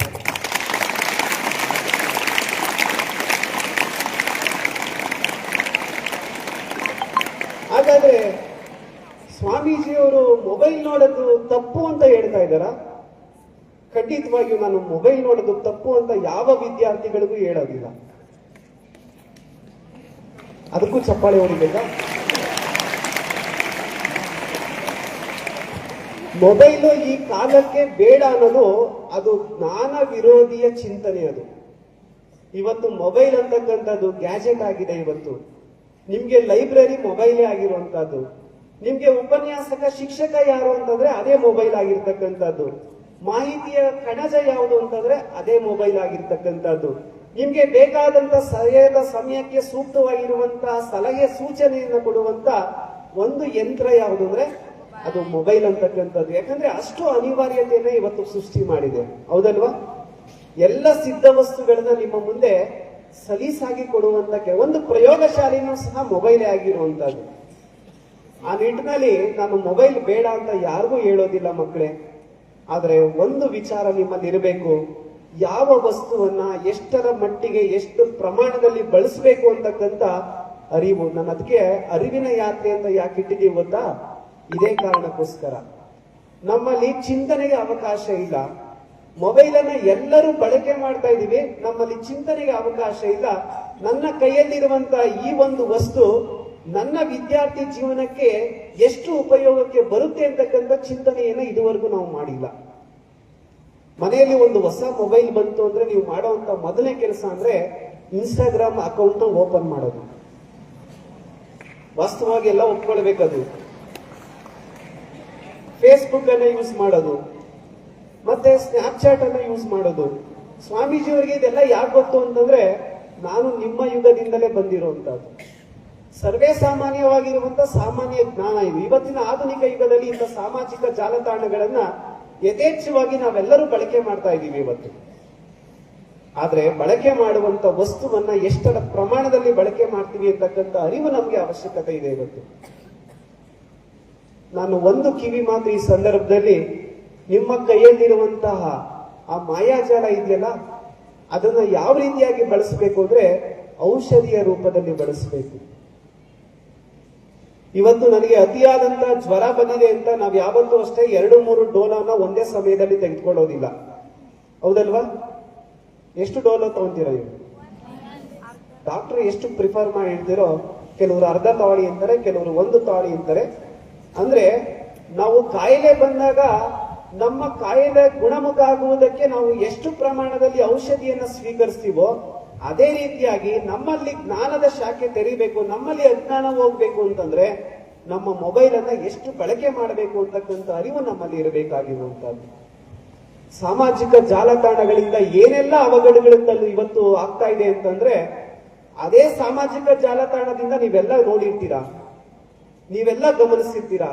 ದಿನಪತ್ರಿಕೆಯಲ್ಲಿ ಸಾಲು ಸಾಲು ವರದಿಗಳು ಬರ್ತಾ ಇರ್ತವೆ, ಆದ್ರೂ ನಮ್ಗೆ ಅರಿವಿನ ಕೊರತೆ ಇಲ್ಲ ಒಂದ್ ಕಡೆ. ಯಾಕಂದ್ರೆ ಚಿಂತನೆ ಮಾಡ್ತಾ ಇಲ್ಲ ನಾವು. ವಾಪಸ್ ಬನ್ನಿ, ಈಗ ಒಂದು ಚಿಂತನೆಗೆ ಅವಕಾಶ ಅಂತಂದ್ರೆ ಮೂಲಭೂತ ಅವಶ್ಯಕತೆಗಳು ಹೇಳಿದೆ ಅಲ್ವಾ, ಶಿಕ್ಷಣ ಅಂತಕ್ಕಂಥದ್ದು ಎಷ್ಟು ಅನಿವಾರ್ಯವನ್ನ ಸೃಷ್ಟಿ ಮಾಡಿದೆ ಇವತ್ತು ಅಂತ. ಈ ವಿಚಾರಕ್ಕೆ ಬಂದಾಗ ನಾನು ನಿಮ್ಮ ದಿನಪತ್ರಿಕೆ ವಿಚಾರಕ್ಕೆ ಬಂದೆ. ಒಂದು ಮಾತನ್ನ ಹೇಳ್ತಾ ದಿನಪತ್ರಿಕೆಯನ್ನ ಯಾಕೆ ಓದಬೇಕು ಅಂತಂದ್ರೆ ಒಂದಷ್ಟು ಮಾಹಿತಿಗಳು ಸಿಗ್ತವೆ ನನಗೆ, ನಿಮ್ಗೆ, ನನಗೆ. ಆದ್ರೆ ನನಗೆ ಇತ್ತೀಚಿನ ದಿನಗಳಲ್ಲಿ ಒಂದಷ್ಟು ಮಾಹಿತಿಗಳನ್ನ ಕಲೆ ಹಾಕುವಂತ ಕೆಲಸವನ್ನ ಮಾಡಿದೆ. ಅದರಲ್ಲಿ ಬಹಳ ಮುಖ್ಯವಾಗಿ ಗಮನ ಸೆಳೆದಂತಹ ಒಂದು ವರದಿ ಅಂತಂದ್ರೆ, ಸುಮಾರು ದಿವಸಗಳ ಕಾಲ ಈ ವರದಿ ಬರ್ತಾ ಇರುತ್ತೆ, ಆದ್ರೆ ನಾವು ಗಮನ ಹರಿಸಿರೋದಿಲ್ಲ ಅಷ್ಟೇನೆ. ನಾನು ಓದಿರುವಂತ ವಿಚಾರವನ್ನ ನಿಮ್ಗೆ ತಿಳಿಸುವಂತ ಕೆಲಸವನ್ನ ಮಾಡ್ತಾ ಇದ್ದೀನಿ. ಹೇಗೆ ನಿಮ್ಮ ಶಿಕ್ಷಕರು ಅಧ್ಯಯನ ಮಾಡಿ ಅವ್ರಿಗೆ ಗೊತ್ತಿರೋ ವಿಚಾರವನ್ನ ನಿಮ್ಗೆ ತಿಳಿಸುವಂತ ಕೆಲಸವನ್ನ ಮಾಡ್ತಾರೋ ಅದೇ ವೃತ್ತಿಯನ್ನ ನಾನು ಮಾಡ್ತಾ ಇದ್ದೀನಿ ಇವತ್ತಷ್ಟೇ. ಗಮನ ಸೆಳೆಯುವಂತ ಒಂದು ವರದಿ ಯಾವುದು ಅಂದ್ರೆ, ನೀವೆಲ್ಲ UNDP ಅಂತ ಕೇಳಿದೀರಾ ಅಂತ ಅನ್ಕೊಂಡಿದ್ದೀನಿ. ಬಹುಶಃ ಕೇಳಿಲ್ಲ, ತಿಳ್ಕೊಳ್ಳಿ. ಯಾವುದೇ ಒಂದು ವಿಚಾರಗಳು ಗೊತ್ತಿಲ್ಲ ಅಂದ್ರೆ ತಿಳ್ಕೊಳ್ಬೇಕು ಅದನ್ನ, ಅದೇ ನಿಜವಾದಂತ ಅರಿವು. ಈ UNDP ಅಂತಂದ್ರೆ ಅದು ಅಬ್ರಿವೇಷನ್ ಏನು ಹಂಗಂದ್ರೆ ಏನು ಅಂತಂದ್ರೆ ಇದು ಒಂದು ಅಂತಾರಾಷ್ಟ್ರೀಯ ಸಂಸ್ಥೆ. ಇದು ಅಬ್ರಿವೇಷನ್ ಏನು ಅಂತಂದ್ರೆ ಯುನೈಟೆಡ್ ನೇಷನ್ಸ್ ಡೆವಲಪ್ಮೆಂಟ್ ಪ್ರೋಗ್ರಾಮ್ ಅಂತ. ಈ ಸಂಸ್ಥೆ ಏನ್ ಮಾಡ್ತಾ ಇರುತ್ತೆ ಅಂದ್ರೆ ಪ್ರತಿ ವರ್ಷವೂ ಸಹ ಒಂದಷ್ಟು ರಾಷ್ಟ್ರಗಳನ್ನ, ಒಂದಷ್ಟು ಮುನ್ನೆಲೆಯಲ್ಲಿರುವಂತಹ ರಾಷ್ಟ್ರಗಳನ್ನ ತೆಗೆದುಕೊಂಡು ಒಂದು ಸರ್ವೆ ಮಾಡ್ತಾ ಇರುತ್ತೆ. ಅದರಲ್ಲಿ ಬೇರೆ ಬೇರೆ ವಿಂಗ್ಸ್ಗಳಿದಾವೆ.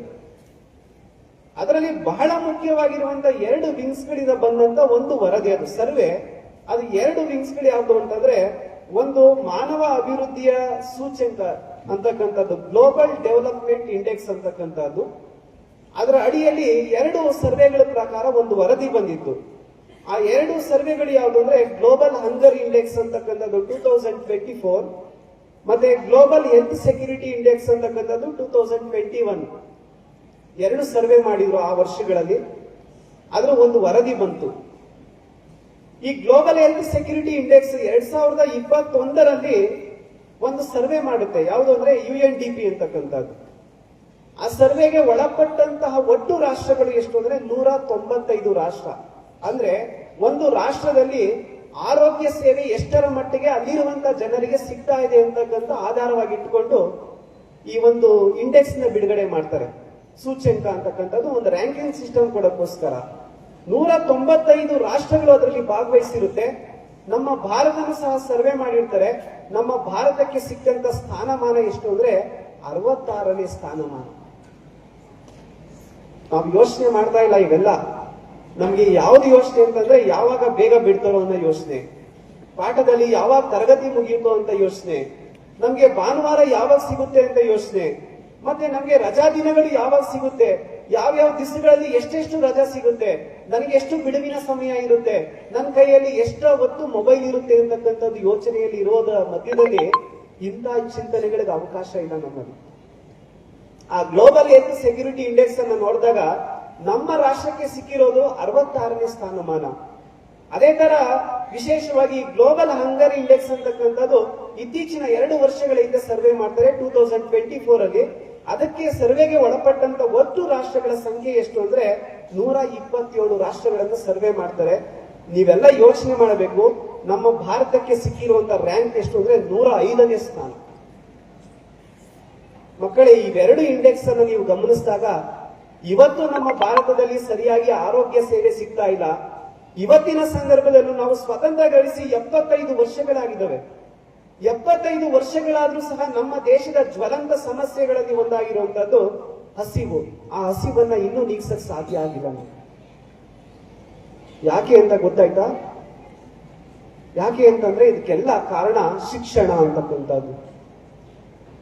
ಇನ್ನೂ ನಾವು ಅಷ್ಟು ಗುಣಮಟ್ಟದ ಶಿಕ್ಷಣವನ್ನ ಪಡ್ಕೊಂತಾ ಇಲ್ಲ. ನಾವು ನೂರಾರು ವಿಪುಲವಾದಂತ ಅವಕಾಶಗಳಿದೆ ನಮ್ಮಲ್ಲಿ, ಆದ್ರೆ ಸರಿಯಾಗಿ ನಾವು ಸಮರ್ಥವಾಗಿ ಅದನ್ನ ಬಳಕೆ ಮಾಡ್ಕೊಂತಾ ಇಲ್ಲ.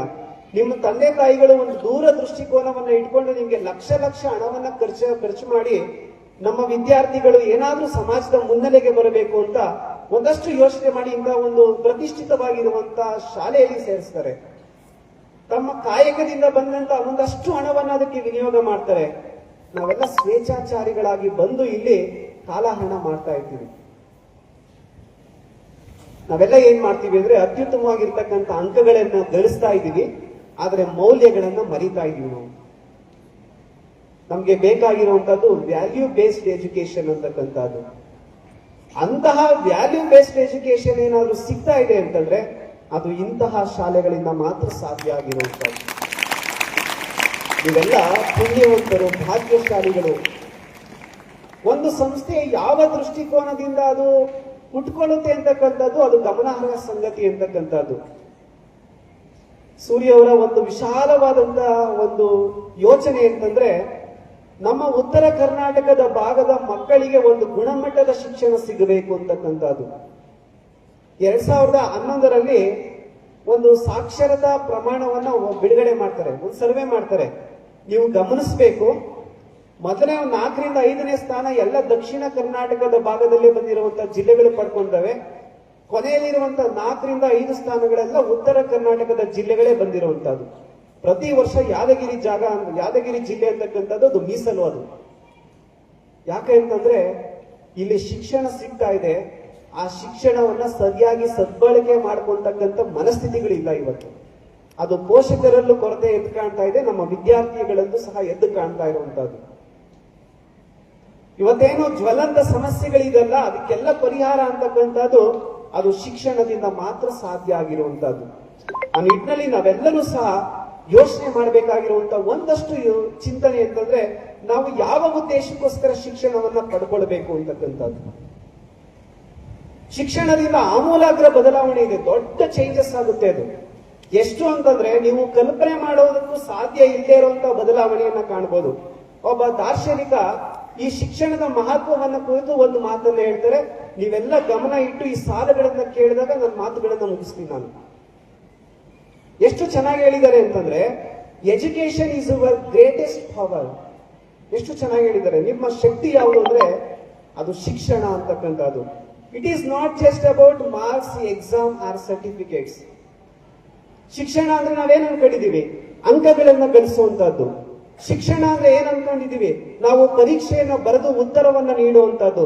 ಶಿಕ್ಷಣ ಅಂದ್ರೆ ಏನ್ ಅನ್ಕೊಂಡಿದೀವಿ ನಾವು, ಒಂದು ಪ್ರಮಾಣ ಪತ್ರವನ್ನ ತೆಗೆದುಕೊಳ್ಳುವಂಥದ್ದು, ಸರ್ಟಿಫಿಕೇಟ್ಗೋಸ್ಕರ ನಾವೆಲ್ಲ ಬಂದಿದ್ದೀವಿ ಅಂತ. ಅದು ನಿಜವಾದಂತ ಶಿಕ್ಷಣ ಅಲ್ಲ.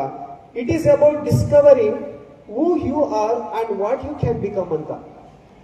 ಎಷ್ಟು ಚೆನ್ನಾಗಿ ಹೇಳಿದಾರೆ ನೋಡಿ.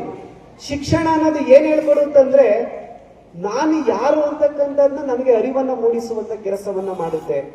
ನಾನು ಎಲ್ಲಿಂದ ಬಂದಿದ್ದೇನೆ, ನಾನು ಯಾರು, ನಾನು ಏನಾಗಬೇಕು ಅಂತಕ್ಕಂಥದ್ದು ತಿಳಿಸುವಂತದ್ದೇ ಅದು ಶಿಕ್ಷಣ ಅಂತಕ್ಕಂಥದ್ದು.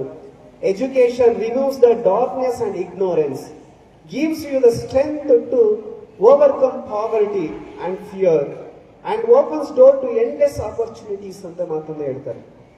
ಇವತ್ತು ಶಿಕ್ಷಣವನ್ನ ಪಡ್ಕೊಂಡ್ರೆ ನಿಮ್ಮ ಸಾಮರ್ಥ್ಯ, ಬಹಳ ಮುಖ್ಯವಾಗಿ ನಿಮ್ಮಲ್ಲಿರ್ತಕ್ಕಂಥ ಬಡತನ ನಿವಾರಣೆ ಆಗ್ತಕ್ಕಂಥದ್ದು ಆ ದಿವ್ಯ ಮಂತ್ರ, ಅದು ಶಿಕ್ಷಣದಿಂದ ಮಾತ್ರ ಸಾಧ್ಯ ಆಗಿರುವಂತದ್ದು. Every lesson you learn shapes your future, every books you read builds your confidence through education. You gain the courage to dream big, think independently and serve society with responsibility ಅಂತ ಮಾತನ್ನ ಹೇಳ್ತಾರೆ. ಇವತ್ತು ಶಿಕ್ಷಣ ಅಂತಕ್ಕಂಥದ್ದು ಅದೇನಾಗಿದೆ ಅಂತಂದ್ರೆ ಎವರಿ ಲೆಸನ್ಸ್ ಏನ್ ಮಾಡ್ತಾ ಇರುತ್ತೆ ಅಂತಂದ್ರೆ ಯು ಲರ್ನ್ ಶೇಪ್ಸ್ ಅಂತಕ್ಕಂಥದ್ದು ನಿಮ್ಮ ವ್ಯಕ್ತಿತ್ವವನ್ನ ರೂಪಿಸ್ತಕ್ಕಂಥ ಕೆಲಸವನ್ನ ಮಾಡ್ತದೆ. ಮತ್ತೆ ಅದೇ ನಿಮ್ಮ ಒಂದೊಂದು ಪಾಠಗಳು ಸಹ ನಿಮ್ಮ ಭವಿಷ್ಯವನ್ನ ರೂಪಿಸ್ತಾ ಇರುತ್ತೆ. Every book you read builds you confidence. ಪ್ರತಿಯೊಂದು ಸಂದರ್ಭದಲ್ಲಿ ನೀವು ಪುಸ್ತಕವನ್ನ ಅಧ್ಯಯನ ಮಾಡಿದ್ರೆ ನಿಮ್ಮ ಕಾನ್ಫಿಡೆನ್ಸ್ ಬೆಳವಣಿಗೆ ಆಗತಕ್ಕಂಥದ್ದು. ನಿಮ್ಮಲ್ಲಿರುವಂತ ಎಬಿಲಿಟಿ ಏನಾದ್ರೂ ಬೆಳವಣಿಗೆ ಆಗಬೇಕು ಅಂತಂದ್ರೆ ಅದು ಶಿಕ್ಷಣದಿಂದ ಮಾತ್ರ ಸಾಧ್ಯ ಆಗಿರುವಂತದ್ದು. Remember dear students, one educated student can uplift on entire family. ಎಷ್ಟು ಚೆನ್ನಾಗಿದೆ ಈ ಮಾತು.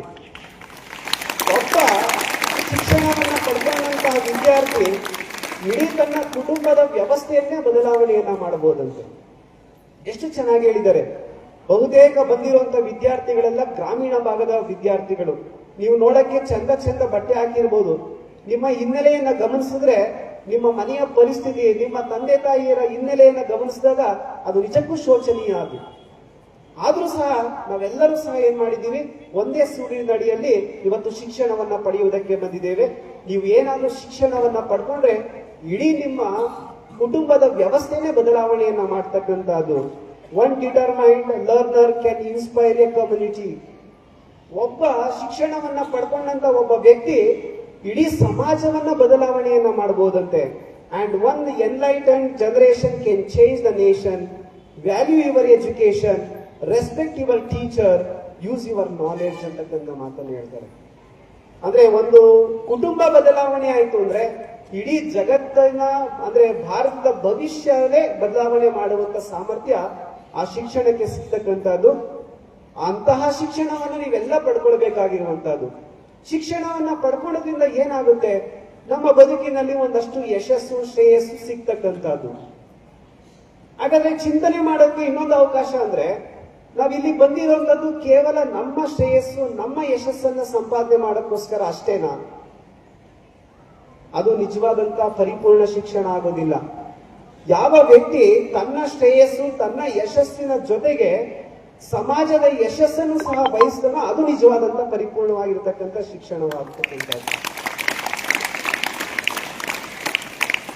ಅಂದ್ರೆ ವಿಶ್ವ ಭ್ರಾತೃತ್ವವನ್ನ ಬೆಳೆಸುವಂತ ಒಂದೇ ಒಂದು ಮಾರ್ಗ ಅಂತಂದ್ರೆ ಅದು ಶಿಕ್ಷಣವನ್ನ ಪಡ್ಕೊಳ್ಳೋದ್ರಿಂದ, ಅದು ಗುಣಮಟ್ಟದ ಶಿಕ್ಷಣವನ್ನ ಪಡ್ಕೊಳ್ಳೋದ್ರಿಂದ ಅದು ನಿಜವಾದಂತ ಪರಿಪೂರ್ಣತೆ ಅಂತಕ್ಕಂಥದ್ದು.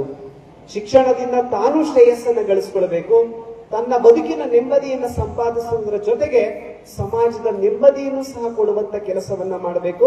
ಅದರ ಅರ್ಥ ತನ್ನ ಜ್ಞಾನ, ತನ್ನ ಶ್ರಮ, ಬುದ್ಧಿವಂತಿಕೆ ಎಲ್ಲವೂ ಸಹ ಸಮಾಜಕ್ಕೂ ಸಹ ವಿನಿಯೋಗ ಆಗ್ತಕ್ಕಂಥದ್ದು. ಇದು ಒಬ್ಬ ಆದರ್ಶ ಶಿಕ್ಷಣವನ್ನ ಪಡ್ಕೊಂಡಿರ್ತಕ್ಕಂಥ ವಿದ್ಯಾರ್ಥಿ ಲಕ್ಷಣ ಆಗ್ಬೇಕಾಗಿರುವಂತಹದ್ದು. ನಿಮ್ಮ ಒಂದು 5 ಜನರನ್ನ ಸಾಧಕರನ್ನ ಇವತ್ತು ಗುರುತಿಸಿ ಒಂದಷ್ಟು ಅಭಿನಂದನೆಯನ್ನ ಸಲ್ಲಿಸುವಂತ ಕೆಲಸ ಆಯಿತು ಈಗ. ಆದ್ರೆ ನಾನು ದೂರದೃಷ್ಟಿಕೋನವನ್ನ ಇಟ್ಕೊಂಡಿದ್ದು, ಕಾಲೇಜು ವಿದ್ಯಾರ್ಥಿಗಳು ಏನಾದ್ರೂ ಈ ಸಂದರ್ಭಕ್ಕೆ ಬಂದಾಗ ಇದ್ರ ಜೊತೆಗೆ ಇನ್ನೆರಡು ಕ್ಷೇತ್ರಗಳನ್ನು ಸೇರಿಸ್ಕೊಳ್ಳಿ ಅಂತಕ್ಕಂಥ ಮಾತನ್ನ ಹೇಳಿದೆ.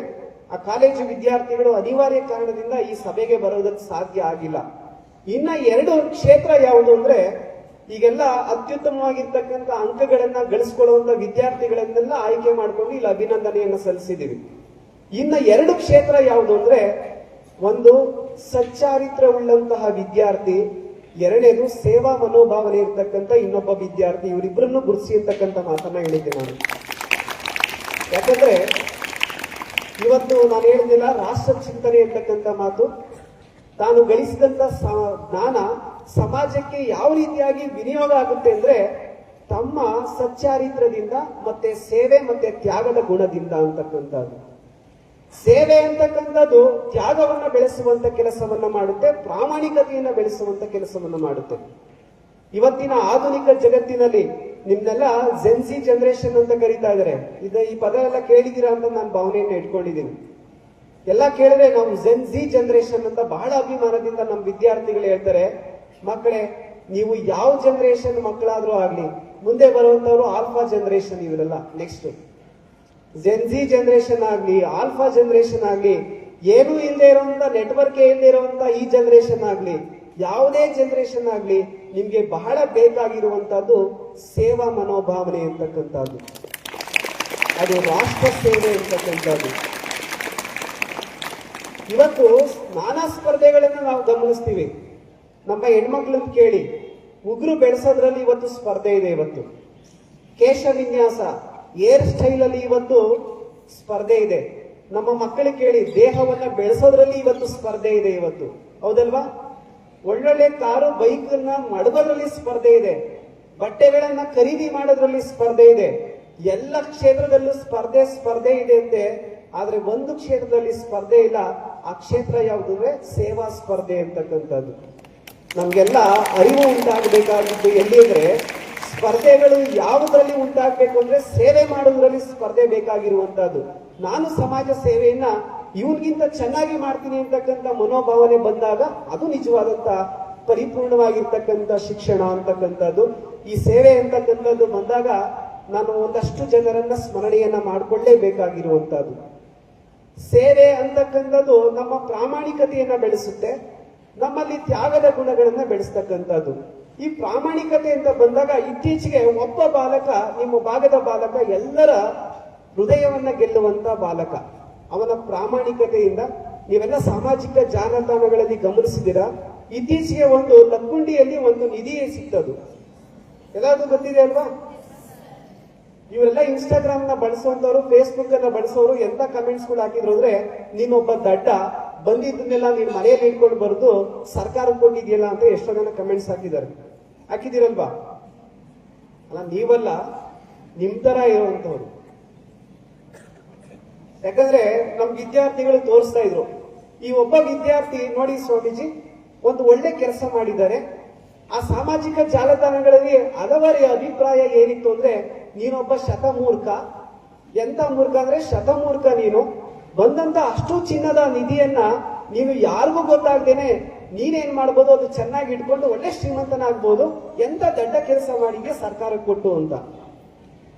ಅವನೇನಾದ್ರೂ ಆ ನಿಧಿಯನ್ನ ತಾನೇ ಮಡಿಕೊಂಡು ಶ್ರೀಮಂತ ಆಗಿದ್ರೆ ಇವತ್ತು ನಾಡಿನಲ್ಲಿ ಅವನ ಹೆಸರು ಬರೋದಕ್ಕೆ ಸಾಧ್ಯ ಆಗ್ತಾ ಇರಲಿಲ್ಲ. ಅವನು ಪ್ರಾಮಾಣಿಕವಾಗಿ ತನಗೆ ಸಿಕ್ಕಂತ ನಿಧಿಯನ್ನ, ಅದು ನೀ ಕೊಟ್ಟ ದ್ರವ್ಯವ ನಿಮಗಲ್ಲದೆ ಮತ್ತೊಂದ ಕ್ರಿಯೆ ಮಾಡಿರುವಂತ ಅಣ್ಣ ಬಸವಣ್ಣನವರ ವಾಣಿಯಂತೆ ಅದು ಸಮಾಜಕ್ಕೆ ಕೊಟ್ಟಿದ್ದಾನೆ. ನಿಮ್ಮ ರೀತಿಯ ಒಬ್ಬ ಪುಟ್ಟ ಬಾಲಕ, ಆ ಪುಟ್ಟ ಬಾಲಕ ನಿಮ್ಮ ಬದುಕಿಗೆ ಏನಾಗಬೇಕು? ಆದರ್ಶ ಆಗಬೇಕು. ನೀವು ನಂಬಿರುವಂತ ಆದರ್ಶ ವ್ಯಕ್ತಿಗಳು, ನೀವು ಯಾರ್ಯಾರು ನಂಬಿದ್ದೀರಾ ಅಂತ ನನ್ಗೆ ಗೊತ್ತಿದೆ. ಆದ್ರೂ ಹೆಸರು ಬಿಟ್ಟು ಬಾಯಿ ಬಿಟ್ಟು ಹೇಳುವಂತ ಅವಶ್ಯಕತೆ ಇಲ್ಲ. ಯಾಕಂದ್ರೆ ಅವ್ರವ್ರ ರಂಗ ಅವ್ರಿಗೆ ಶ್ರೇಷ್ಠ ಆಗಿರುವಂತದ್ದು. ನೀವು ನಂಬಿರುವಂತ ಕೆಲವು ರಂಗದ ಆದರ್ಶ ವ್ಯಕ್ತಿಗಳು ನಿಮ್ಮ ಬದುಕಿಗೆ ಆದರ್ಶ ಗುಣವನ್ನು ತಂದುಕೊಡೋದಕ್ಕೆ ಸಾಧ್ಯ ಇಲ್ಲ. ನಮ್ಮ ಸುತ್ತಮುತ್ತ ಇಂತಹ ಸಾಕಷ್ಟು ಪ್ರಾಮಾಣಿಕ ವ್ಯಕ್ತಿಗಳಿರ್ತಾರೆ. ನಮ್ಮ ತಂದೆ ತಾಯಿಯರ ತ್ಯಾಗ ಗುಣವನ್ನು ನಾವು ಸ್ಮರಣೆ ಮಾಡಬೇಕು. ನಿಮ್ಮ ಶಿಕ್ಷಕರ ತ್ಯಾಗ ಗುಣವನ್ನ ನೀವು ಸ್ಮರಣೆಯನ್ನ ಮಾಡ್ಕೊಳ್ಬೇಕು. ಈ ಸಂಸ್ಥೆ ನನಗೆ ಏನ್ ಕೊಡ್ತಾ ಇದೆ ಅಂತಕ್ಕಂಥ ಒಂದು ಭಾವನೆಯನ್ನ ನೀವು ಬೆಳೆಸ್ಕೊಳ್ಬೇಕು. ಸೇವಾ ಮನೋಭಾವನೆ ನಿಮ್ಮಲ್ಲಿ ಬರಬೇಕು, ಪ್ರಾಮಾಣಿಕವಾಗಿ ಇರಬೇಕು. ಅದು ನಿಜವಾದಂತಹ ಪರಿಪೂರ್ಣವಾಗಿರ್ತಕ್ಕಂಥ ಶಿಕ್ಷಣ. ಇಂಥ ಶಿಕ್ಷಣವನ್ನ ಪಡ್ಕೊಳ್ಬೇಕು.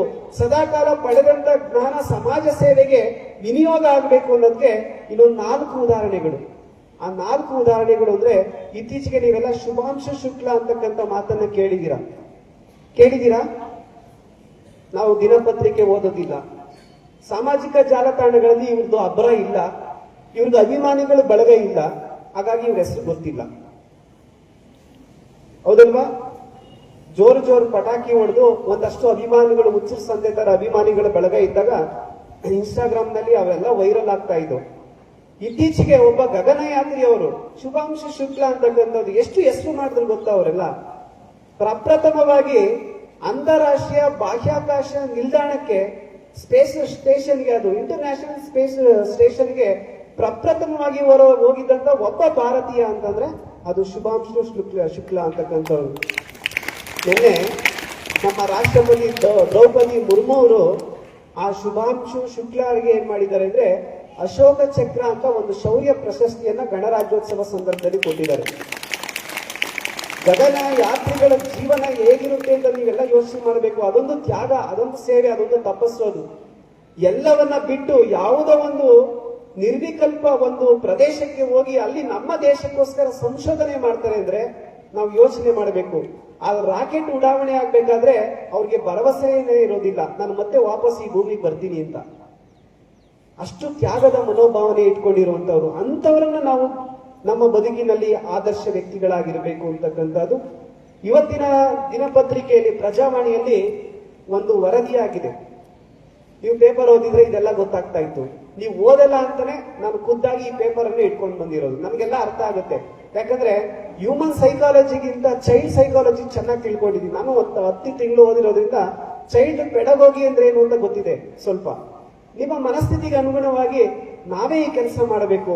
ಎಷ್ಟೋ ಸಂದರ್ಭದಲ್ಲಿ ನಿಮ್ ಶಿಕ್ಷಕರೇ ಈ ಕೆಲಸ ಮಾಡ್ತಾ ಇರ್ತಾರೆ, ಅವ್ರು ಎಷ್ಟೇ ಉಪದೇಶ ಹೇಳಿದ್ರು ಕೇಳುವಂತ ಮನಸ್ಥಿತಿ ಇಲ್ಲ.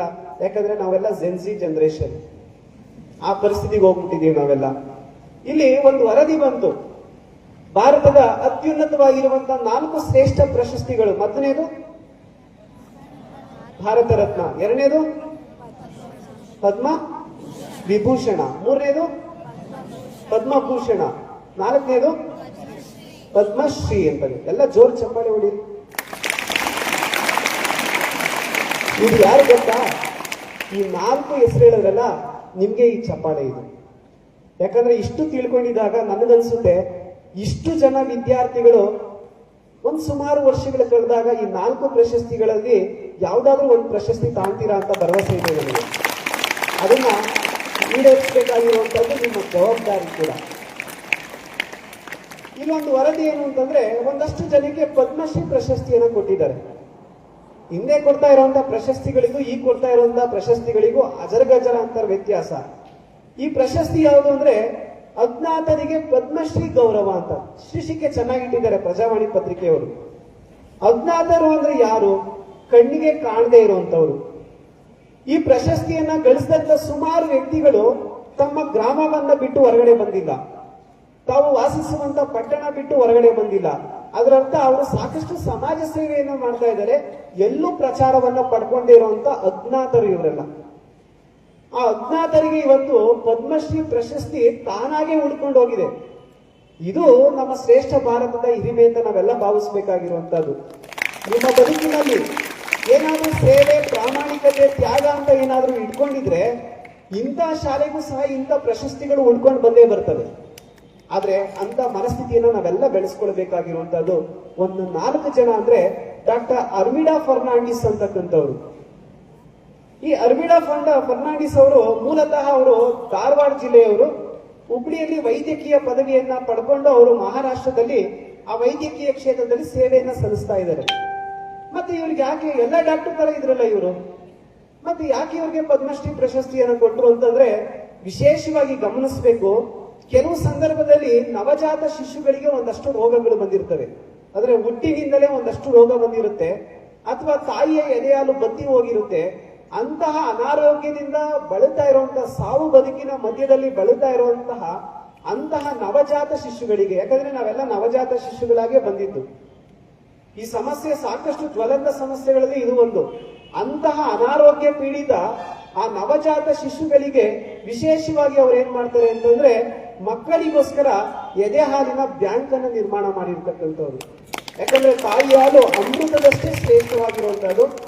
ಹುಟ್ಟಿದ ಮಗುವಿಗೆ ತಾಯಿಯ ಹಾಲು ಬಿಟ್ಟರೆ ಯಾವುದನ್ನು ಜೀರ್ಣಿಸಿಕೊಳ್ಳುವಂತ ಸಾಮರ್ಥ್ಯ ಇಲ್ಲ. ಅಂತಹ ತಾಯಿಯ ಎದೆ ಹಾಲಿನ ಬ್ಯಾಂಕ್ ಅನ್ನ ತೆರೆದು ಸಮಾಜ ಸೇವೆಯನ್ನ ಮಾಡ್ತಾ ಇರೋದಕ್ಕೆ ಆ ತಾಯಿಗೆ ಪದ್ಮಶ್ರೀ ಪ್ರಶಸ್ತಿಯನ್ನ ಕೊಟ್ಟಿದ್ದಾರೆ. ಇನ್ನೊಬ್ರು ಯಾರು ಅಂದ್ರೆ ಬಿಕ್ಲಾ ಲಂಡ್ಕ್ಯ ದಿಂಡಾ ಅಂತ ಒಬ್ಬ ವಿಶೇಷವಾದಂತ ವ್ಯಕ್ತಿ. ಇವರು ಮಹಾರಾಷ್ಟ್ರದವರು. ಅವ್ರಿಗೆ ಕಲೆ ಅಂತಕ್ಕಂಥ ಕ್ಷೇತ್ರಕ್ಕೆ ಅವರಿಗೆ ಪದ್ಮಶ್ರೀ ಪ್ರಶಸ್ತಿಯನ್ನ ಕೊಟ್ಟಿದ್ದಾರೆ. ವಿಶೇಷವಾಗಿ ಅವರೇ ಒಂದು ಬುಡಕಟ್ಟು ಸಮುದಾಯದಲ್ಲಿ ಹುಟ್ಟಿರುವಂತವ್ರು. ಅವರೇನ್ ಮಾಡಿದ್ದಾರೆ ಅಂದ್ರೆ ಒಂದು ಸಂಗೀತ ವಾದ್ಯವನ್ನ ಅವರ ಪರಂಪರೆಗೆ ಅನುಗುಣವಾಗಿ ತಯಾರು ಮಾಡಿ ಅವರ ಬುಡಕಟ್ಟು ಸಮಾಜದಲ್ಲಿ ಅವರ ಕಲೆಯನ್ನು ಉಳಿಸುವಂತ ಶತಪ್ರಯತ್ನವನ್ನ ಅವರು ನಿರಂತರವಾಗಿ ಮಾಡ್ಕೊಂಡು ಬಂದಿದ್ದಾರೆ. ಅದಕ್ಕೆ ಅವರಿಗೆ ಪದ್ಮಶ್ರೀ ಪ್ರಶಸ್ತಿಯನ್ನ ಕೊಟ್ಟಿರುವಂತದ್ದು. ಇನ್ನೊಬ್ರು ತಾಯಿ ದೇವಕಿ ಅಮ್ಮ ಅಂತಕ್ಕಂಥವ್ರು, ಅವರು ಕೇರಳದವರು. ಅವ್ರಿಗೆ ಸಮಾಜ ಸೇವೆಗೆ ಈ ಪ್ರಶಸ್ತಿಯನ್ನ ಕೊಟ್ಟಿರುವಂತದ್ದು. ತಾಯಿಯ ಹೃದಯ ಎಷ್ಟು ವೈಶಾಲ್ಯತೆ ಅಂತಂದ್ರೆ ಅವರು ಆಳಪ್ಪುಳ ಜಿಲ್ಲೆಯ ಮುತ್ತುಕುಲಂನಲ್ಲಿ 5 ಎಕರೆ ವಿಸ್ತೀರ್ಣದಲ್ಲಿ ಒಂದು ಅರಣ್ಯವನ್ನ ನಿರ್ಮಾಣ ಮಾಡಿರ್ತಕ್ಕಂಥವ್ರು. ಇವತ್ತು 30x40 ಸೈಟ್ ಇದ್ರೆ ನಾವು ಅದರಲ್ಲಿ 10 ಇಂಚನ್ನು ಸಹ ಬಿಡ್ಕೊಳ್ಳಕ್ಕೆ ರೆಡಿ ಇಲ್ಲ ಇವತ್ತು. ಅಂತದ್ರಲ್ಲಿ ಈ ತಾಯಿ ಬರೋಬ್ಬರಿ ಎಷ್ಟು ಅಂದ್ರೆ 30-40 ವರ್ಷಗಳಿಂದ ವಿಶೇಷವಾಗಿ ತನ್ನ 5 ಎಕರೆ ಜಮೀನಲ್ಲಿ ಒಂದು ಕೃತಕವಾಗಿರುವಂತಹ ಕಾಡನ್ನೇ ನಿರ್ಮಾಣ ಮಾಡಿದ್ದಾರೆ. ಅದಕ್ಕೆ ಆ ಶ್ರೇಷ್ಠತೆಯನ್ನ ಗುರುತಿಸಿ ತಾಯಿಗೆ ಈ ಪದ್ಮಶ್ರೀ ಪ್ರಶಸ್ತಿಯನ್ನ ಕೊಟ್ಟಿರುವಂತಹದ್ದು. ಅದ್ರ ಜೊತೆಗೆ ಇನ್ನೊಬ್ರು ಇಂದರ್ಜಿತ್ ಸಿಂಗ್ ಸಿಧು ಅಂತಕ್ಕಂಥವ್ರು. ಅವರು ವಿಶೇಷವಾಗಿ ಗಮನಿಸಬೇಕಾದಂತ ಒಂದು ವಿಶೇಷ ಅಂದ್ರೆ ಅವರು IPS ಅಧಿಕಾರಿ. ಅವರು ನಿವೃತ್ತ IPS ಅಧಿಕಾರಿ. ಅವರು 10 ವರ್ಷಗಳಿಂದ ಇವರು ಮಾಡ್ಕೊಂಡು ಬಂದಂತ ಸೇವೆ ಎಂತದ್ದು ಅಂದ್ರೆ ನೆರೆಹೊರೆಯ ರಸ್ತೆಗಳನ್ನ ಸ್ವಚ್ಛಗೊಳಿಸುವಂತ ಕೆಲಸವನ್ನ. ಎಂತ ಸೇವೆ ಇದು! ನಾವು ಇವತ್ತು ನಮ್ಮ ದೇಹ ಸ್ವಚ್ಛವನ್ನಗೊಳಿಸುವಂತ ಕೆಲಸವನ್ನ ಮಾಡ್ಕೊಂತೀವಿ, ನಮ್ಮ ಮನೆಯ ಸ್ವಚ್ಛತೆಯನ್ನ ಕಾಪಾಡಿಕೊಳ್ಳುವುದಕ್ಕೋಸ್ಕರ ಕೆಲಸ ಮಾಡ್ತೀವಿ. ಆದ್ರೆ ಮನೆಯ ಪಕ್ಕದಲ್ಲಿರುವಂತಹ ರಸ್ತೆಯನ್ನ ನಾವು ಸ್ವಚ್ಛಗೊಳಿಸುವುದಕ್ಕೆ ಮನಸ್ಥಿತಿ ಇಲ್ಲ. ಇವ್ರು ಏನ್ ಮಾಡ್ತಾ ಇದ್ದಾರೆ ಅಂತಂದ್ರೆ 10 ವರ್ಷಗಳಿಂದ ತಾವಿದ್ದಂತ ಎಲ್ಲ ಬಡಾವಣೆಗಳಲ್ಲಿರುವಂತ ಕಸವನ್ನ ತೆಗೆಯುವಂತ ಕೆಲಸ ನಿರಂತರವಾಗಿ ಮಾಡ್ಕೊಂಡು ಬಂದಿರುವಂತದ್ದು. ಇದರ ಸಾಕಷ್ಟು ಜನರನ್ನ ಗುರುತಿಸಿ ಗೌರವಿಸುವಂತ ಕೆಲಸ ಆಗಿರುವಂತದ್ದು. ಇದು ಯಾಕೆ ಈ ಪ್ರಶಸ್ತಿ ಬಂದಿದೆ ಅಂದ್ರೆ ಅವರ ಸೇವೆಗೋಸ್ಕರ ಮಾತ್ರ ಸಾಧ್ಯ ಆಗಿರುವಂತದ್ದು. ನಿಮ್ಮ ಬದುಕಿನಲ್ಲಿ ಸೇವಾಗಿ ಪರಮೋ ಧರ್ಮ ಅಂತಕ್ಕಂಥ ಒಂದು ಧ್ಯೇಯ ವಾಕ್ಯ ಬರಬೇಕು. ನಿಜವಾದಂತ ಭಗವಂತನ ಸೇವೆ ಯಾವುದು ಅಂತಂದ್ರೆ ಅದು ಸೇವೆ ಅಂತಕ್ಕಂಥದ್ದು, ಅದು ಸಮಾಜ ಸೇವೆ ಅಂತಕ್ಕಂಥದ್ದೇ ನಿಮ್ಮ ಬದುಕಿನ ದಿವ್ಯ ಮಂತ್ರ ಆಗಬೇಕು. ಆಗ ಅದು ನಿಜವಾದಂತ ಪರಿಪೂರ್ಣ ಶಿಕ್ಷಣ ಆಗುತ್ತೆ ಅಂತಕ್ಕಂಥ ಈ ಮಾತನ್ನ ಈ ಸಂದರ್ಭದಲ್ಲಿ ನಿಮ್ಮೆಲ್ಲರಿಗೂ ಸಹ ಒಂದು ಅರಿವು ಮೂಡಬೇಕಾಗಿರುವಂತದ್ದು. ಇವತ್ತಿನಿಂದ ನೀವೆಲ್ಲ ಒಂದು ಶಿವ ಸಂಕಲ್ಪವನ್ನ ಮಾಡಬೇಕು. ಏನು ಶಿವ ಸಂಕಲ್ಪ ಮಾಡಬೇಕು ಅಂದ್ರೆ ಒಂದು ಕೈಯಲ್ಲಿ ಲೌಕಿಕ, ಇನ್ನೊಂದು ಕೈಯಲ್ಲಿ ಪಾರಮಾರ್ಥವನ್ನ ಹಿಡಿಬೇಕು. ಒಂದು ಕೈಯಲ್ಲಿ ಲೌಕಿಕ ಅಂತಂದ್ರೆ ನಾನು ನನ್ನ ಶ್ರೇಯಸ್ಸು, ನನ್ನ ಕುಟುಂಬದ ಶ್ರೇಯಸ್ಸು ಅನ್ನೋದು ಲೌಕಿಕ. ಅದು ಅನಿವಾರ್ಯತೆ ಇದೆ. ಯಾಕಂದ್ರೆ ನಿಮ್ಮ ಎತ್ತ ತಂದೆ ತಾಯಿಯನ್ನ ನೀವು ತ್ಯಜಿಸಕ್ ಸಾಧ್ಯ ಇಲ್ಲ. ಅವ್ರಿಗೆ ಭದ್ರತೆಯನ್ನ ಕೊಡಬೇಕು. ಜೊತೆಗೆ ನಾನು ಸುಧಾರಣೆ ಆಗಬೇಕು, ನಾನು ನೆಮ್ಮದಿಯಾಗಿರ್ಬೇಕು. ಒಂದು ಕೈಯಲ್ಲಿ ಲೌಕಿಕ, ಇನ್ನೊಂದು ಕೈಯಲ್ಲಿ ಪಾರಮಾರ್ಥ ಅಂದ್ರೆ ಅದರ ಅರ್ಥ ಸಮಾಜ ಸೇವೆ ಅಂತಕ್ಕಂಥದ್ದು. ಈ 2 ಕೈಗಳನ್ನ ಜೋಡಿಸಿ ನಾವು ಭಾರತಕ್ಕೆ ಸೇವೆ ಸಲ್ಲಿಸುವಂತ ಕೆಲಸವನ್ನ ಮಾಡಬೇಕು. ಅಂತ ಸೇವಾ ಮಣಿಹ ನಮ್ಮ ಬದುಕಿನ ದಿವ್ಯ ಮಂತ್ರ ಆಗಬೇಕು ಅಂತಕ್ಕಂಥ ಆಶಯವನ್ನ ಈ ಸಂದರ್ಭದಲ್ಲಿ ವ್ಯಕ್ತಪಡಿಸ್ತಾ, ಈ ಶಾಲೆಗೆ ಬಂದಿರುವಂತದ್ದು ವಿದ್ಯಾನಿಕೇತನ ಶಾಲೆಯಲ್ಲಿ ಈ ಸುಂದರ ಸಮಾರಂಭದಲ್ಲಿ ಆಸೀನರಾಗಿರುವಂತದ್ದು ನಿಜಕ್ಕೂ ಸಂತೋಷವನ್ನ ಉಂಟು ಮಾಡ್ತಾ ಇದೆ.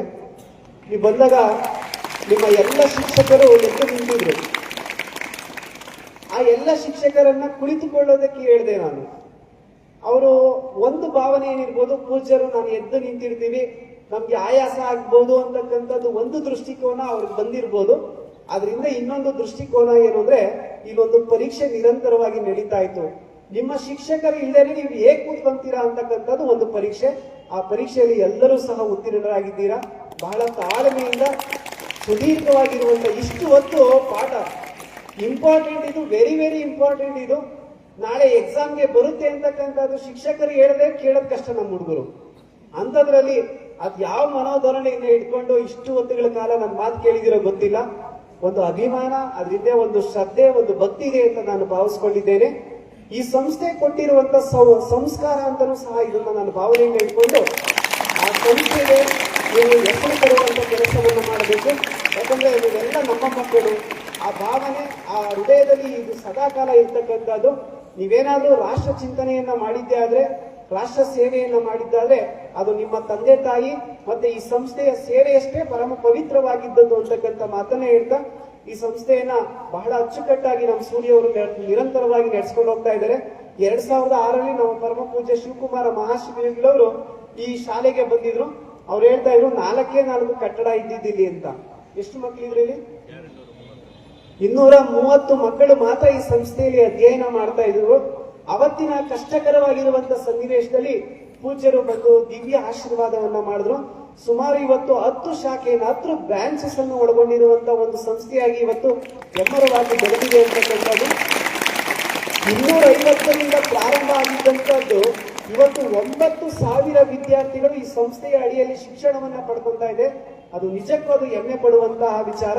ದೇಶ ಬದಲಾವಣೆ ಆಗ್ಬೇಕು ಅಂದ್ರೆ ಇಂಥ ಸಂಸ್ಥೆಗಳ ಸಹಕಾರ ನಿಜಕ್ಕೂ ಅವಶ್ಯಕತೆ ಇದೆ ಅಂತಕ್ಕಂಥ ಮಾತನ್ನ ಹೇಳಿ, ಸಮಯದ ಅಭಾವದಿಂದ ಹೆಚ್ಚು ಮಾತನಾಡುವಂತದ್ದು ಬೇಡ ಅಂತಕ್ಕಂಥ ಮಾತನ್ನ ಈ ಸಂದರ್ಭದಲ್ಲಿ ವ್ಯಕ್ತಪಡಿಸ್ತಾ, ವೇದಿಕೆ ಮೇಲೆ ಇರ್ತಕ್ಕಂಥ ಎಲ್ಲ ಗಣ್ಯರಿಗೂ ಸಹ ಈ ಸಂದರ್ಭದಲ್ಲಿ ಅಭಿನಂದನೆಯನ್ನ ಸಲ್ಲಿಸಿ, ಎಲ್ಲ ಬೋಧಕೇತರ ಸಿಬ್ಬಂದಿ ವರ್ಗದವರಿಗೂ ಅಭಿನಂದನೆಯನ್ನ ಸಲ್ಲಿಸಿ, ಬಹಳ ಮುಖ್ಯವಾಗಿ ತಾಳ್ಮೆಯಿಂದ ಕೂತಿರುವಂತಹ ನಮ್ಮೆಲ್ಲ ವಿದ್ಯಾರ್ಥಿಗಳ ಅಂತರಾತ್ಮಕ್ಕೆ ಮತ್ತೊಮ್ಮೆ ಶರಣಾರ್ಥಿಗಳನ್ನ ಕೋರಿ ನನ್ನ ಮಾತುಗಳನ್ನು ಮುಗಿಸ್ತಾ ಇದ್ದೀನಿ.